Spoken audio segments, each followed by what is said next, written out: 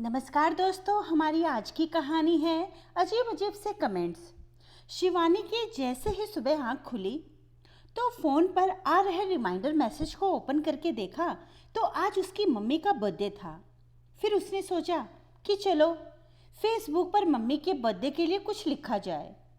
Mummy से बात तो वह आराम से अपने पति प्रभात के दफ्तर जाने के बाद ही कर लेगी। उसने मोबाइल उठाया और फेसबुक ओपन किया तो देखा कि उसके पति प्रभात ने अपनी प्रोफाइल में उसकी मम्मी के लिए फेसबुक में बहुत सारी जन्मदिन की शुभकामनाएं और उन्हें चरण वंदन और सत सत प्रणाम लिखकर मम्मी को भी टैग किया हुआ था। शिवानी ने भी प्रभात की पोस्ट को लाइक किया और कमेंट्स लिखने के लिए नीचे देखा, इतने सारे कमेंट्स। उसके बाद वह लिखे हुए सारे कमेंट्स पढ़ने लगी। उन कमेंट्स में ही उसने अपनी ननद शिल्पा का कमेंट पढ़कर वह हैरान हो गई।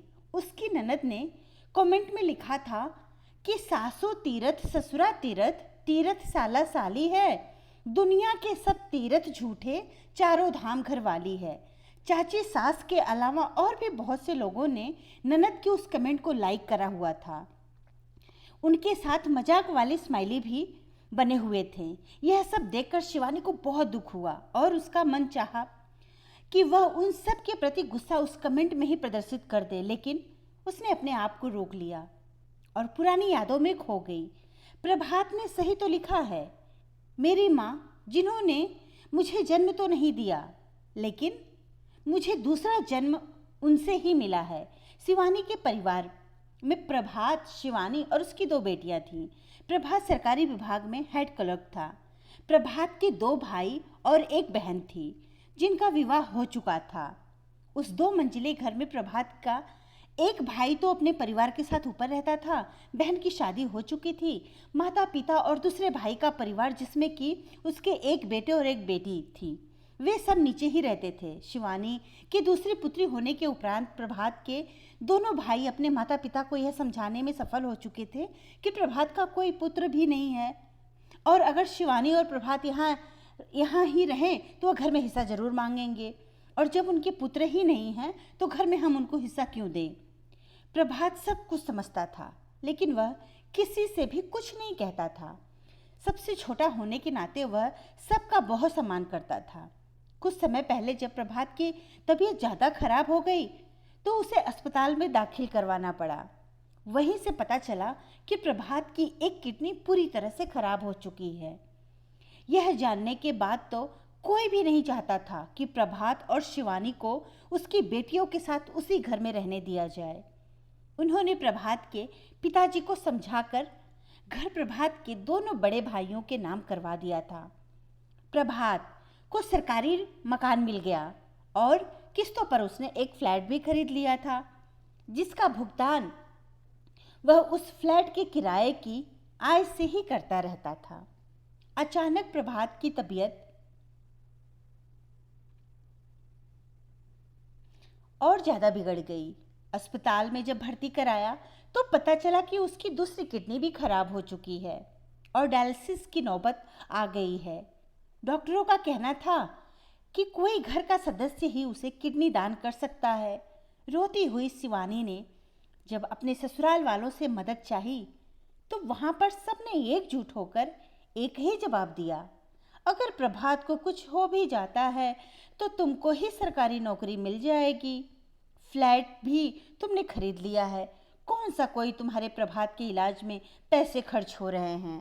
इलाज तो सरकारी खर्चे से ही हो रहा है, तुम इलाज करवाती रहो, बाकी किसका कितना जीवन है यह तो परमात्मा ही जाने।